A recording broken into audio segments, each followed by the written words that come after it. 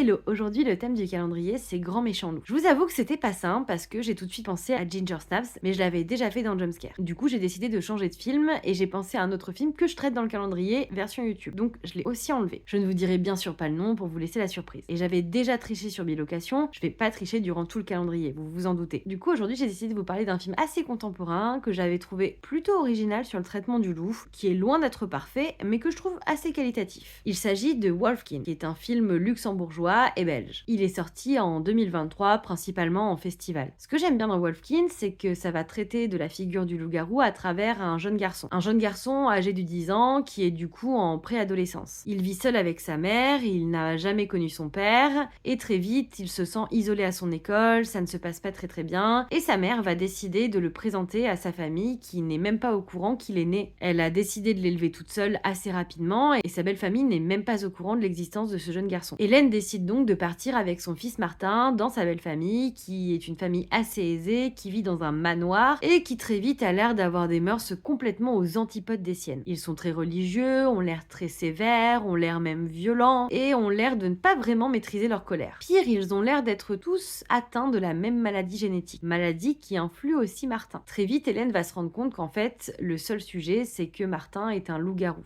que son père l'était et que tous les hommes de la famille sont des loups-garous. Ce que j'aime beaucoup dans ce film, c'est le traitement du loup-garou via la préadolescence, déjà dans un premier temps, mais je trouve qu'il y a tout un sujet sur ce choix de le laisser vivre sereinement dans la nature, de le laisser se transformer en loup, ou celui de le faire rester humain pour qu'elle puisse vivre avec lui à sa manière et le laisser en quelque sorte souffrir car il ne serait plus dans sa vraie nature. Et c'est ce qui fait de Wolfkin un film plutôt intéressant sur la thématique du loup-garou. Après, je vous laisserai en juger si vous le découvrez. Et puis moi, je vous dis à demain pour un nouveau thème.